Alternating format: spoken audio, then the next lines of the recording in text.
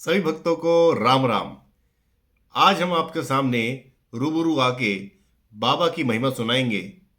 बाबा की महिमा तो आपको सुनाते जा रहे हैं। हर रोज हम कोशिश करते हैं एक शॉर्ट या कुछ वीडियो आप हम डाल ला सके। आज हम आपके सामने बाबा की महिमा का ऐसा आनंद आपको देंगे कि आपको भी लगेगा कि बाबा पे विश्वास क्यों नहीं किया। जो भक्त बाबा पे विश्वास करते हैं उन्हें मैं ये सलाह दूंगा कि आप बाबा पर विश्वास तो करते हैं, लेकिन सही तरीके से भगवान बाबा की पूजा नहीं करते। अगर आप बाबा को मानते हैं, उनका ध्यान करते हैं, तो आप ये सोच के रखें कि बाबा भी आपको देख रहे हैं और कहीं ना कहीं आपकी सब मनोकामना पूरी भी कर रहे हैं। जब हम कुछ परेशानी में होते हैं तो हम इधर उधर भटक जाते हैं। हमें लगता है कि ये भगवान अच्छा है तो चलो उसके पास चलते हैं, तब बाबा का ध्यान भी भटक जाता है। इसीलिए अपने बाबा नीम करोली पे ध्यान रखें, वो सब आपकी समस्या दूर करेंगे। आज एक बड़ी अच्छी रोचक कहानी आपको सुनाते हैं जो बाबा की महिमा का गुणगान करती है कि कैसे बाबा ने एक मरने वाली महिला को जिंदा कर दिया और वो सबके सामने एक मिसाल कायम हो गई। ये बात उन दिनों की है जब चंद्रशेखर पांडे जो झांसी में थे, उनकी पत्नी बहुत समय से ज्वर से पीड़ित थी। उनको बुखार आ गया था और बुखार टूटने का नाम नहीं ले रहा था और स्थिति ऐसी हो गई थी कि डॉक्टरों ने जवाब दे दिया था कि अब वह बच नहीं पाएगी, आप कुछ भी इलाज कर लीजिए, कुछ भी दवाई दे दीजिए, लेकिन उनके बचने की कोई उम्मीद नहीं थी। पांडे जी बहुत परेशान हो गए। उन्होंने अपने ससुर मोतीराम जी को एक तार लिख के भेज दिया कि अब आपकी पुत्री जो है ज़्यादा दिन की मेहमान नहीं है, आप आके मिल लीजिए। मोतीराम जी नीम करोली बाबा को नहीं जानते थे। वो अपने गुरु थे, संत थे, जिनके पास वो जाते थे, उनके पास गए। उनका नाम मौनी साधु था। वो मौनी बाबा के पास गए कि बताया कि भाई ऐसी ऐसी परिस्थिति है, मेरी पुत्री अब ज़्यादा दिन की मेहमान नहीं है, तो मुझे क्या करना चाहिए कि वहाँ से मेरे दामाद का तार आया है, तो मैं क्या करूँ, इस स्थिति से कैसे निपटूँ। पुत्री का जीवन समाप्त होने वाला है, उसको जीवन दें, आप कुछ ऐसा हल बताएं, उपाय बताएं, मैं करने को सब कुछ तैयार हूँ। तब मौनी बाबा ने कहा कि मैं उसे प्राण दान नहीं दे सकता, मेरे हाथ में ये नहीं है, अब मैं आपकी इच्छा भी पूरी नहीं कर पाऊंगा, इसके लिए आपको बाबा के पास जाना पड़ेगा। मोतीराम जी चौंक गए। उन्होंने कहा कि कौन से बाबा की बात कर रहे हैं आप। तब मौनी बाबा ने कहा, मैं कैंची धाम वाले नीम करोली बाबा की बात कर रहा हूँ। उनकी बात सुन के मोतीराम जी अवाक रह गए कि अब मैं कैसे नीम करोली बाबा को याद करूं, कैसे उनके पास पहुंचूं, इतना समय भी नहीं है। वो ये बात सोच रहे थे कि मैं कैसे मदद पहुंचाऊं, कैसे उनके पास अपने दामाद को मतलब सांत्वना दूं, कैसे दूं, क्या करूं। उसी दौरान चंद्रशेखर जी के घर खुद नीम करोली बाबा पहुंच जाते हैं। ये संयोग था या बाबा को सब दिखता है। बाबा तार से पहले वहां पहुंच गए। जब तक वो सोच रहे थे तब तक बाबा वहां पहुंच चुके थे।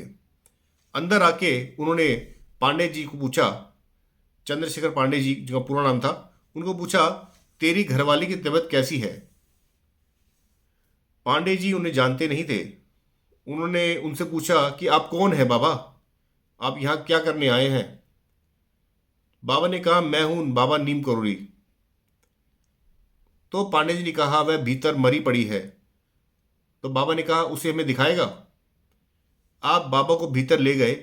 उन्होंने उस मृत शरीर में अपनी कृपा दृष्टि डाली और बोले, अभी मरी नहीं है, तेरे घर में अंगूर है तो थोड़े अंगूर ले आ और एक कटोरा और एक चम्मच भी ले आ।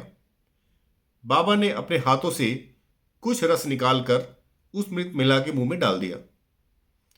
अब हाथों से कुछ निकालकर डाला हुआ जो अमृत था, बाबा ने उसके मुख पे जैसे ही डाला, कुछ ही क्षणों में उनकी आंखें खुल गई। बाबा बोले, अब इस अंगूर का रस और दूध पिलाना ये ठीक हो जाएगी। अंगूर और दूध का मेल कभी आपने सुना ही नहीं होगा, लेकिन बाबा की चमत्कार बाबा की तरह ही रहस्यमयी है और उसका कोई जवाब नहीं है किसी के पास। इतना कहकर वे चल दिए। धीरे धीरे वह मिला बिना किसी उपचार के स्वस्थ हो गई। अंगूर और दूध का सेवन वह पहले कर रही थी, लेकिन वो औषधि की तरह नहीं कर रही थी। कभी ने दूध पी लिया, कभी अंगूर खा लिए, वो एक अलग बात है। लेकिन बाबा ने उनका एक औषधि की तरह इस्तेमाल किया, और बाबा का जो हाथ है वो जगन्नाथ है। बाबा हनुमान जी का अवतार, क्या हनुमान जी ही थे। तो बात असल में यह थी कि जब वह महिला 6 वर्ष की थी तो मोतीराम जी अपने गुरु, जो वहाँ पर उनके रहते थे, उनके दोस्त भी थे, गुरु भी थे, भाई भी थे, खत्री जी के घर से बाबा नीम करोड़ जी के लिए को लेकर अपने घर आए थे। मतलब बहुत पहले की बात बता रहे हैं हम, जब बाबा को लेके वो अपने घर आए थे। उस समय बाबा ने बड़े प्यार से बालिका से कहा था कि मांग ले जो चाहती थी। बच्चा मन मासूम होता है, उसे कुछ पता नहीं होता क्या मांगना है क्या नहीं मांगना। उन्हीं दिनों पड़ोस में एक गमी हुई थी, मतलब किसी की डेथ हुई थी, तो जिससे उस बालिका के मन में बहुत धक्का पहुंचा था। उसने कभी मृत्यु देखी नहीं थी अपनी आंखों से, तो वो दृश्य उसके बार बार दिमाग में चल रहा था कि वो मन में कल्पना कर रही थी कि ऐसा होगा तो मेरा क्या होगा। तो उसने कहा, बाबा अगर मैं मर जाऊं तो मैं जिंदा होना चाहती हूँ। बाबा से उसने ये वरदान मांगा था, ये ख्वाहिश की थी। इसी फितूर में वह बोल उठी कि बाबा मुझे जो मैं चाहती हूँ दे देना। बाबा वचनबद्ध थे, उनकी बात सुनकर मौन रह गए।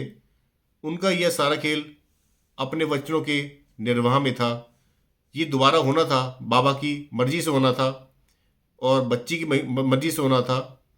इसलिए बाबा उनको जीवन दान देने आए थे और बिना किसी के बुलावे पे आए थे। तो चंद्रशेखर पांडे जी और उनकी पत्नी अब इस संसार से विदा हो चुके हैं। बस उनके जो पुत्र हैं हरीशचंद्र पांडे जी, उन्हीं के द्वारा ये कहानी बताई गई है, जो एक सच्ची कहानी है। अब जो लोग बाबा पे विश्वास करते हैं वो सच्चा विश्वास करें, तभी उनका बाबा भला करेंगे और चक्करों में ना पड़े, चमत्कार के चक्कर में ना पड़े। बाबा अभी भी हैं और आपके आत्मा के अंदर बाबा का अगर नाम आप लेते हैं, मन से लेते हैं, तो बाबा आपका कल्याण जरूर करेगा। आगे भी हम ऐसी कथाएं बाबा की दिखाते रहेंगे, लाते रहेंगे और आपके सीधा रूबरू आके बताएंगे, ताकि आपसे कुछ और बातें भी हम बता सकें बाबा के बारे में। आपको ये वीडियो कैसी लगी आप हमें जरूर कमेंट करके बताएं। अगर आप चैनल पे नए हैं तो सबसे पहले चैनल को सब्सक्राइब कीजिए, लाइक कीजिए, शेयर कीजिए और कमेंट करना बिल्कुल भी ना भूलिए। ये चैनल हमने आपके लिए बनाया है, आपको मोटिवेट करने के लिए बनाया है, आपको प्रेरणा देने के लिए बनाया है, विश्वास करने के लिए बनाया है। चमत्कारों के पीछे ना भागे, विश्वास से ही चमत्कार होता है। आगे भी हम बने रहेंगे। धन्यवाद। राम राम, सीताराम। जय नीम करोली बाबा की जय।